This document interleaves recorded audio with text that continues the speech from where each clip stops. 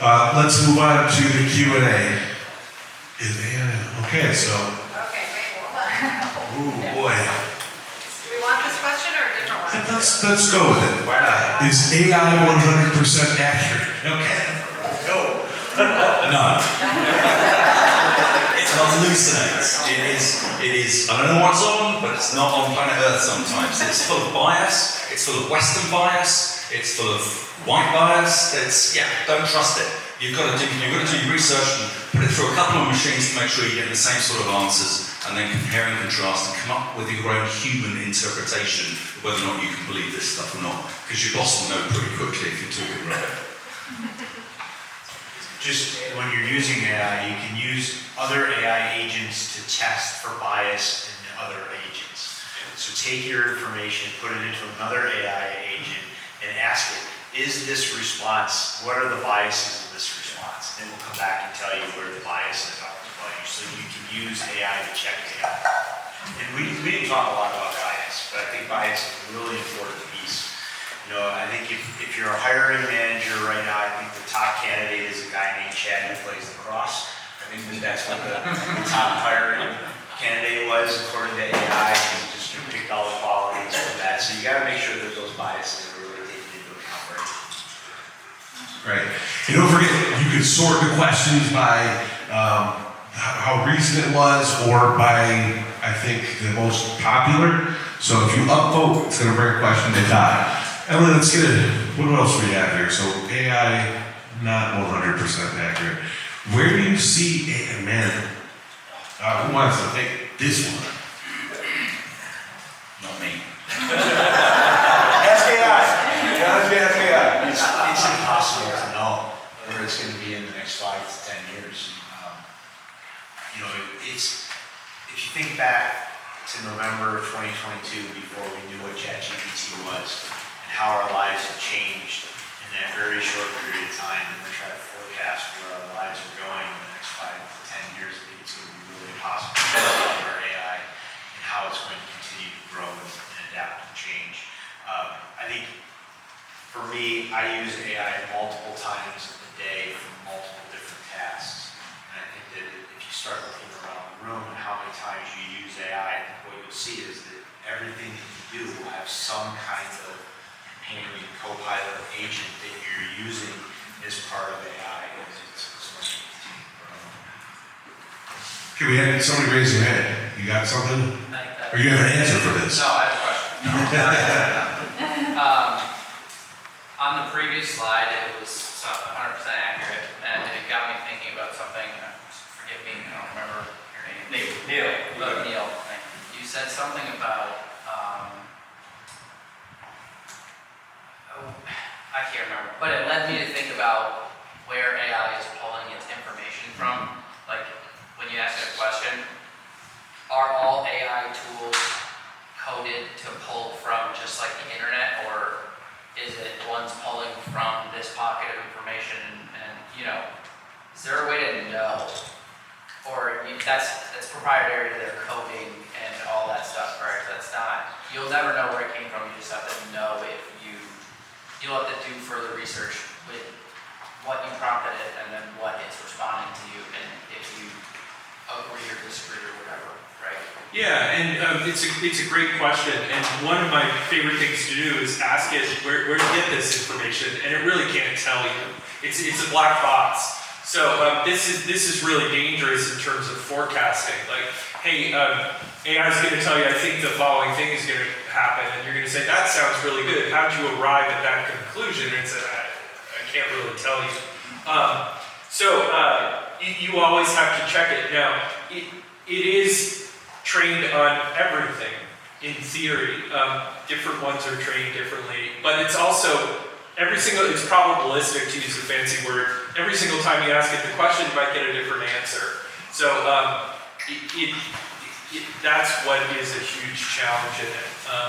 It'll tell you if it pulled the stock price of Starbucks from 2 weeks ago, it'll tell you where it got that information from. But if it's generating an idea, it really can't do that. One of my other great fears about AI is that we're going to lose the ability to think critically about what we're reading, where it's coming from, and asking those difficult questions. Again, I think I said it earlier, but my other concern with the use of AI is the average intelligence of the user that's behind the key, putting the questions in, and then the inferences that they make on the data that they see, and that's what makes us different, that's what makes us intelligent beings. We can assess good information from bad information using the parameters that we're used to using. But if we lose that ability to think critically, we just assume that AI is going to do it all for us. There's going to be a lot of people out of jobs pretty quickly, and I don't want to be one of those things. I think we've got time for a couple more questions. So, Joe, yeah. one of the questions that I'd like to see some answers on, because I think the group thought it was important. What kind of products are available that will let me use AI in my business? And how do I actually take the next step? Okay, shameless plug. All right, because we're Microsoft partners. All right. I mean, Teams, right? Like we discussed before, that's a really quick. I mean, or Zoom or whatever. I mean, they do the same thing, but I'm gonna go with Teams because I like Teams. All right, I do like our phone system, which has we have a handout in there, which is really cool. The things that it's doing with AI. I like the Microsoft stack. You know, we talked about Copilot 365. We talked about administering, creating your policies, administering them, and such. Those are low-hanging fruits. Those are, in the scheme of things, inexpensive. They can also lead to more enhanced AI development or capabilities via Copilot Studio, etc., creating your own instances. So, yeah, I'm done selling. Claude and I are really good friends, so I love Claude. Claude AI, the latest version's pretty good. It gives me what I need. Copilot, Gemini. I'm a huge fan. I like to tinker with Stable Diffusion for image generation because I'm a bit of a nerd at weekends and things like that, but those are the big ones that I use. The one that I'm using the most these days is custom GPTs through ChatGPT, where you can kind of create a little agent that does one piece of your workflow and make it reusable, so that I don't have to go and re-prompt. Like, I need to run a report every 3 months or crunch this data every 3 months. I just create a little GPT to do that for me, and it's reusable and that sort of thing. So the custom GPTs. Now, I have a private account, so the data stays where it is. That's the most important. So, Professor, I do want to just mention, because you said that, I would encourage everybody to subscribe to ChatGPT for the, what is it, $20 a month or something like that, and look into developing your own little chatbot. I did it, so it can't be that hard, but it also lets you understand what's underlying, how these things are making their choices, how they're, how the prompts that you give them work under the hood, so to speak. So I would encourage that, and I mean, you can look up YouTube videos and learn how to do most of this stuff. I mean, you don't need to go to either of the professors up here's master classes or anything like that. But Mike, did you want to add? Yeah, there's another company that I've come across. Their name is MoveWorks, and they do some really phenomenal work with your own information and help your internal customers become more efficient at what they're doing. So it could be, augmenting what you're doing on your service desk or your help desk, or providing knowledge articles, or being able to handle multi-language support. They just do a phenomenal job, and they're one of those companies that's taking multiple models and pulling that together. So I think that's a company that we have. Okay, we're going to do, we'll take this question. In which direction would you steer a 16-year-old in selecting a degree or career? Man, that might be a little outside the scope. I think everybody should be plumbers.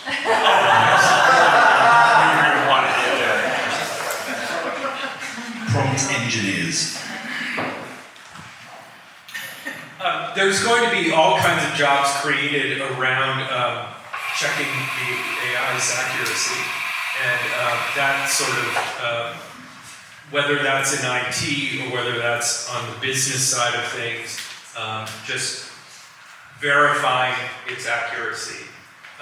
Just get really good at using it. But they also need a foundational expertise in something. That's true. So. All right, does anyone have any other questions they didn't get answered that you have to have answered right now? Okay, well, for the sake of time, we're running a little bit behind. We do have this survey out here. If you can actually, in the app, if you're in there, you could click a link that's right there, or you can scan this QR code. This really is beneficial for Simcona and for Entre.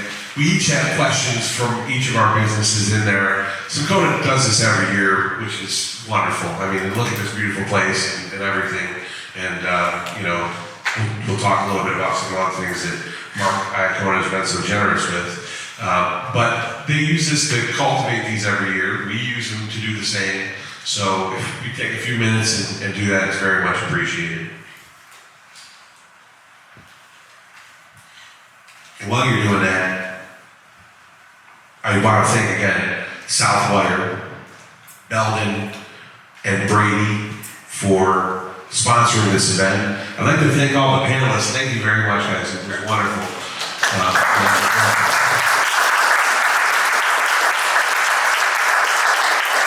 Obviously, Simcona and Mark, Entre, thank you very much. And one more cheap pop. I gotta give it up to the staff here, right? In the Prive, what, right? Thank you very much.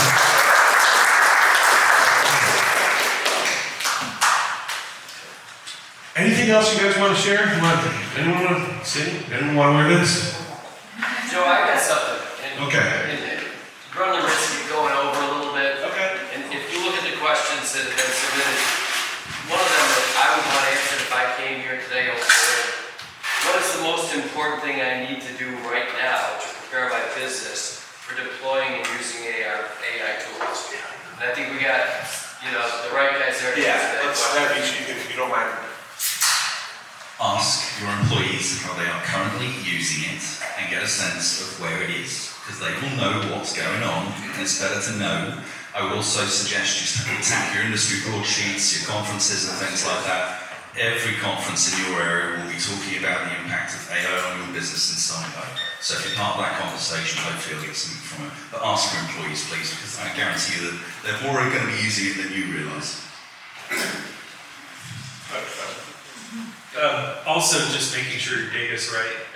Because most of you will have AI on top of private data sets. And that's what's the most useful thing for you. Yeah, there's productivity things that you can do with a commercial version of ChatGPT and that kind of thing. But every business person really wants AI on top of our own stuff. And so if that stuff isn't very good, it's the same problem that we've been wrestling with in data for decades now. Just making sure that the underlying data is good and useful. Garbage in, garbage out. We've all heard that, right? My point I made before about having a use case, I think, is essential. Don't get into an AI project unless you have a specific use case that you're trying to solve for your business. Don't be one of the 75%, right? All right. Well, thanks very much for your attendance. Hey guys, real quick, Yeah, you doing the club passes? Yeah, we got that for sure. So we've got our sponsor names up there. Let's hear one more time for the panelists. Thank you very much.